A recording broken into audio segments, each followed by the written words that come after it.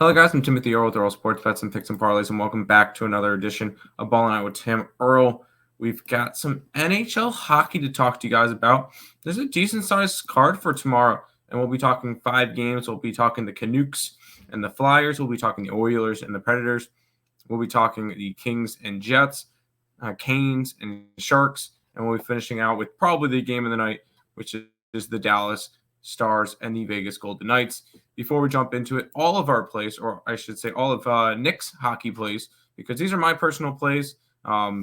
Nick's hockey plays are up on the picksandparlays.net website. You can find all of those along with college football, NFL, and we're getting close to NBA and college basketball. So if you guys are interested in that, you guys can check it out. 1 week pass, $70, picksandparlays.net/Tim.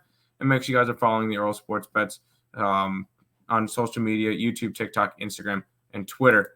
Let's jump into it. We'll be looking at the Vancouver Canucks taking on the Philadelphia Flyers and the Canucks. The Canucks, it's a little bit of a joke, but the Canucks are a minus 140 with a total of 6.5. And one thing that we've seen so far from this Vancouver team is they look good. 2 wins against the Edmonton Oilers. 1 in Edmonton and 1 in Vancouver. So they look good. And when it comes to it, I don't think this Philly core is going to have is going to be good in terms of defense. In that case, we're going to go ahead and take Vancouver Canucks. And take the Canucks in this one, and we're going to grab their team total over 3.5 at plus 105. I think they score at least 4. I think they win this game like 4-2, 4-3, somewhere in that range. That's why I'm kind of laying off the puck line, as I could easily see this one being like a 4-3 in overtime type of game. But I like the Vancouver Canucks to get some goals in this one. Let's head over to the Edmonton Oilers and the Nashville Predators. Edmonton minus 155, total of 6.5. And they finally don't have to play the Canucks because they looked bad. 8-1 loss in their first game, 4-3 loss in their second game. They just could not do anything against the Canucks. On the opposite side, you got Nashville, who first game lost to Tampa, then they shut out Seattle, and then they lost to Boston. This is a Nashville team that I'm not entirely high on. I think Edmonton gets their first win of the season. Obviously, this is another one of those cases. I could see this one being a 3-3 into overtime, and Oilers get that 4th goal in overtime. It could easily be one of those types of games. I'm taking the Oilers team total. That one is at 3.5 at minus 110. So 2 team totals to start it off here in the NHL. We'll go ahead and head over to the Kings and the Sharks. Sorry, Kings and the Jets. The Jets are minus 125 with a total of 6.5. And one thing I've noticed, ever since he signed his big contract, Hellebuyck has not looked all that good.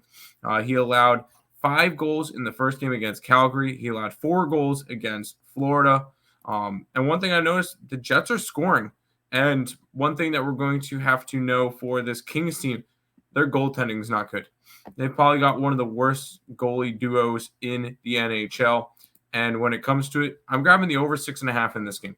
I could see goals on both sides. I could easily see this game being 3-3 in the second period. It's going to be a high-scoring game between these two sides. Kings are going to be a high offensive team all year, and I'm going to go ahead and take that one over the 6.5. We'll head out west. The Carolina Hurricanes are taking on the San Jose Sharks. The Canes are a $3 favorite with a total of 6.5. What did we see last from the Canes? Oh, yeah. How about an ugly 6-3 loss against the Anaheim Ducks? Not necessarily pretty there. The Sharks have played 2 games themselves, a loss to Vegas and a loss to Colorado, and now they get the Hurricanes. Not particularly good in terms of their case. And yes, I like the Canes, but once again, I don't want to lay a puck line. The puck line's a little bit too expensive. I'm going to grab the Canes team total over 3.5 because that's at a minus 125. That's about the max juice I'll lay. The only time they didn't hit this total was last game when they scored 3 against Anaheim. Other than that, 6 goals against the Kings and 5 goals against the Senators. I think the Canes get their team total in this one. We'll grab it. Team total over 3.5, minus 125. Final game in this one is the Dallas Stars and the Golden Knights. Golden Knights minus 115 with a total of 5.5. And so far, we've seen the Vegas Golden Knights win all 3 of their games, and they won them all 4-1. 4-1 against Seattle, 4-1 against San Jose, and 4-1 against Anaheim. Good job. This is the toughest team that they're going to play so far, and arguably these are probably the top 2 teams in the West. Dallas is coming off of a shootout win against the Blues. That one was a 2-1 game.